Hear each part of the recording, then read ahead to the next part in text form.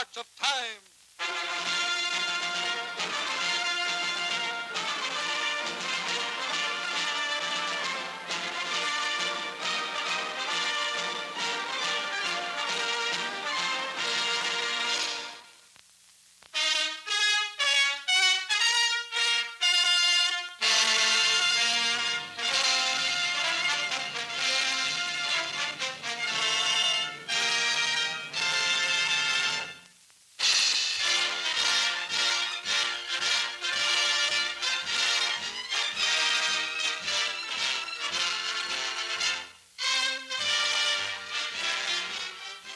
Until the time comes to strike at Hitler's subjugated Europe, most critical area of the Allied military effort remains North Africa, its approaches and frontiers. Directly menacing the Allied sea, rail, and air routes to the battlefronts of today and tomorrow is Spanish Morocco, where thousands of veteran Spanish troops await whatever orders may come from their chieftain in Madrid, El Caudillo, Dictator Francisco Franco, no friend of democracy.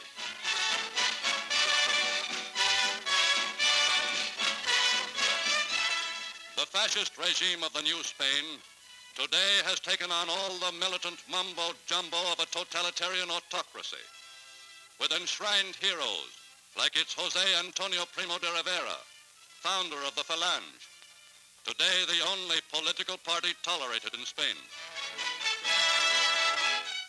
Born in the bloodiest civil war of modern times, the New Spain has sought, in religion and ceremony, to link itself to the old Spain of centuries past, and to give to its grandiose plans for the future the authority of clerical traditionalism. In every city, posters proclaim Spain's ideological battle against democracy, call for recruits to fight with Franco's blue divisions against the liberalism he terms decadent.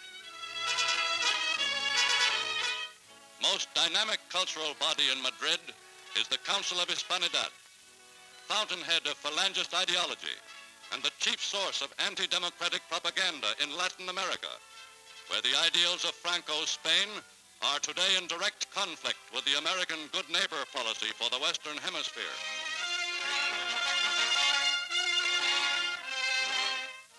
But in Washington, the men who shape America's foreign policy are by no means anxious to add another enemy to the list of nations America must fight in 1943.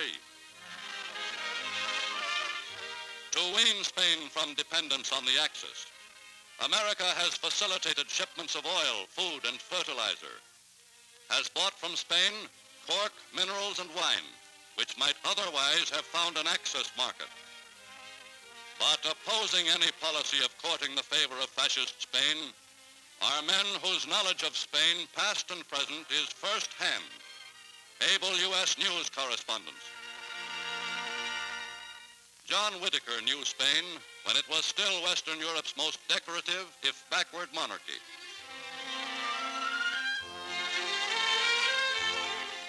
Founded by the Christian kings who drove out the Moorish caliphs, Spain's 5 centuries of unbroken national existence had always been marked by war and by extremes of poverty and wealth, misery and grandeur.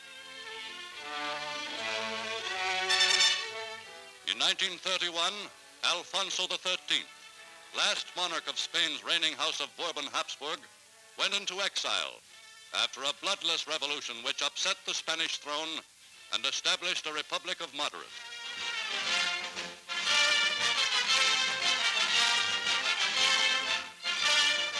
But already aligned against the new republic were all the forces of Spanish reaction. Says reporter Whitaker, who knew well the men of the old regime, Count Romanones spoke frankly. The rebellion, we planned it the day we lost the election. The reactionaries decided to get in touch with the German and Italian governments and to create incidents and spread terrorism.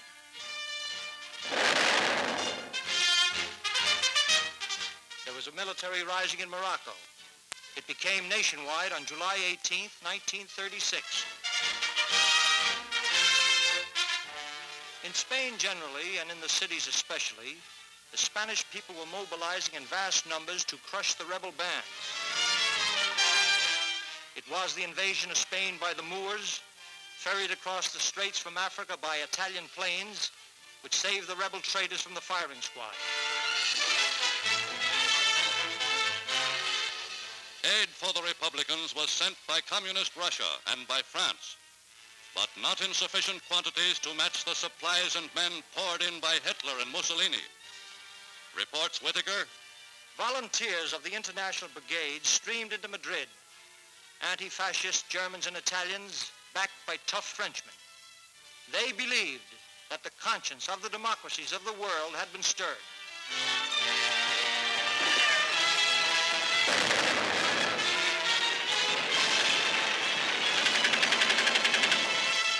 They believed that to die now was not to die in vain.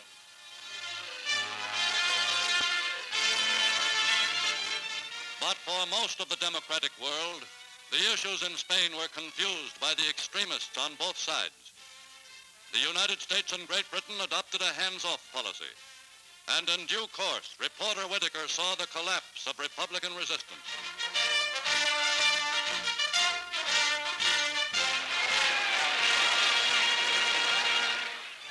To Spain at the war's end went another American correspondent, calm, objective Thomas Hamilton, to report the country's condition under Franco's new order. Wrote correspondent Hamilton, "The incorrigible inefficiency of the Franco regime has delayed recovery. but Franco's government today points with pride to its return to normal living and its work of post-war reconstruction. In Madrid, it is gradually repairing the public buildings its army helped destroy.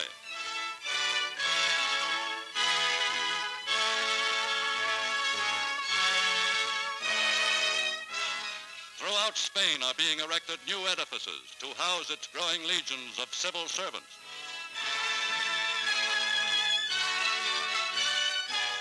Banking and finance in Spain have passed under the complete control of the Falangist Party and its newly appointed functionaries.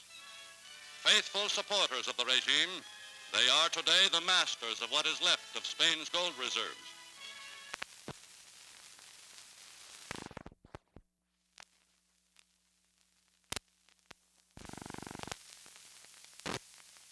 Hamilton reports, Because of reduced economic activity, Franco's heavier taxes have produced considerably less than 4 billion pesetas a year. And meanwhile, he has been spending about 7 billion, expenditures on the armed forces accounting for much of the increase. Major problem of Spain is food. In a land of 26 million people, where a piece of bread is far more real than money, workers must accept fascism as a condition of their employment and nutrition. The task of caring for Spain's war orphans and its dispossessed is an enormous one.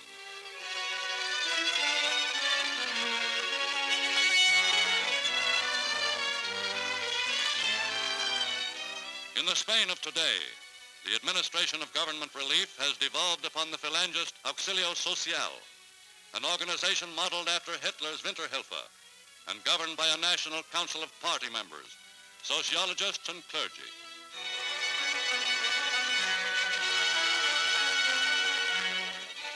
Funds for the Auxilio Social are collected on a semi-voluntary basis to be expended in strict accordance with Falangist principles.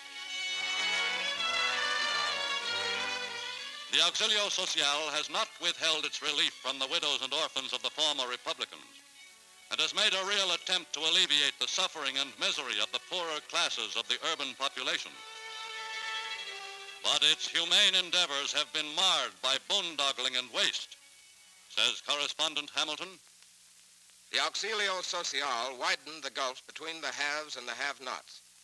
The flowers for the children's dining rooms were bought in season and out, but the parents were not so fortunate. The majority collected their daily ration of thin soup and a little bread. They were supposed to take it home to eat, but most were too hungry to wait. The hungry Spain Thomas Hamilton reported was once a large producer of food. Even today, whole regions still have an exportable surplus of grain, of citrus fruits, or of seafood.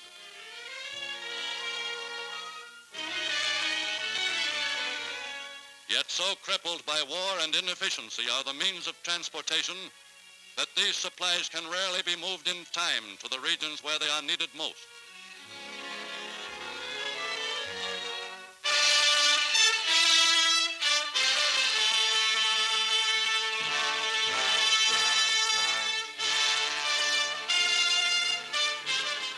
Today in Spain, over 500,000 Republican prisoners are still in the hands of their fascist jailers.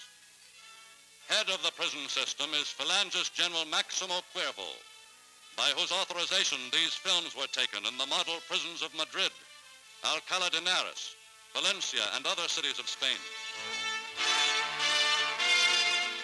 The crimes of Franco's prisoners are, by today's democratic standards, no crimes at all. Franco and the Falangists ordered the execution of over 1 million Republican prisoners during the Spanish War. Today, those remaining in Falangist prisons were the least active of those who took part in labor or radical movements, who opposed the rise of Franco's fascists to power. And in sparing the lives of even these among their former adversaries, Franco's regime feels it has been lenient and, in fact, kind. But only complete submission and repentance on the part of their prisoners can satisfy the new rulers of the new Spain.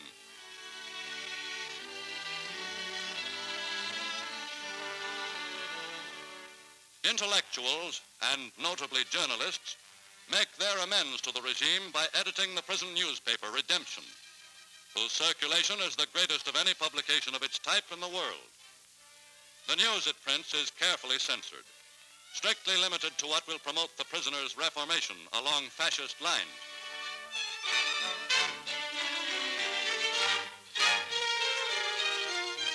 Musicians of Republican Spain's symphony orchestras today may be found playing in prison bands.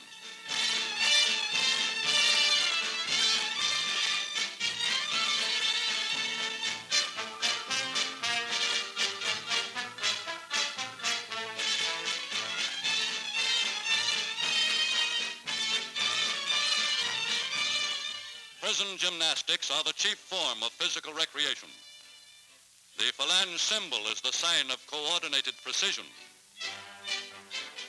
The fascist salute is mandatory. Prisoners whose conduct has been satisfactory may be transferred to work on the reconstruction of roads and buildings destroyed during the Civil War by fascist shells and German aerial bombs. Others work the fields, which the war laid waste, under the watchful eye of a Falangist guard.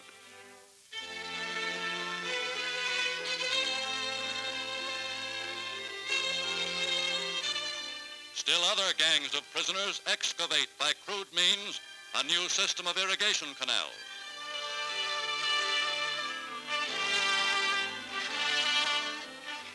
In the mines of Almadén and Rio Tinto, Republican veterans whose health is sound enough to stand the arduous toil bring up the ores and mercury, which are for Franco's Spain a rich source of foreign exchange.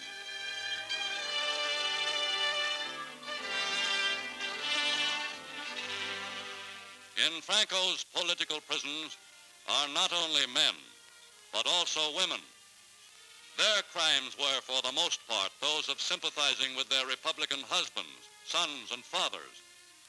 They, too, must now achieve what Franco deems reform.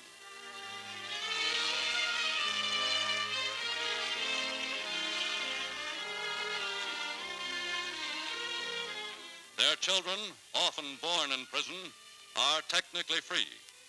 For them, the fascist state has other plans, for they are the new generation on which Franco means to build his nation and his empire. They are to be educated into the regimented life which fascist Spain has set as its ideal.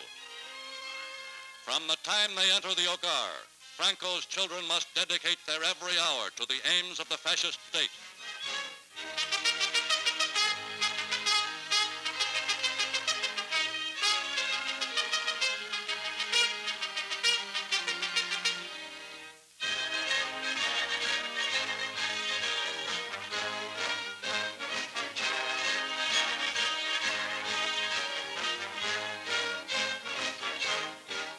They will live for the state, and for the day when they can take part in Franco's dreams of military grandeur and conquest by the force of arms.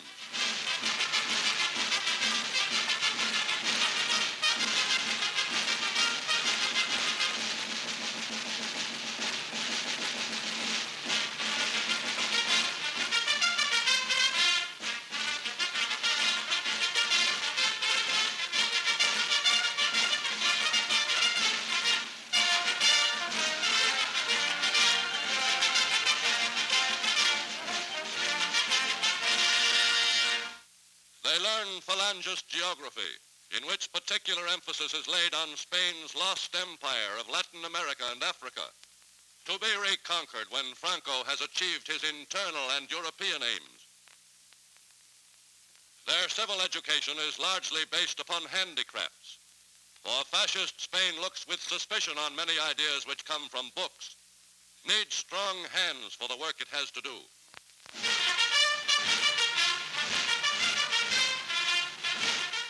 When Franco's children march on parade, they are already well on their way to the goal their dictator has set for them. New conquistadors, pledged to restore to Spain its ancient glories.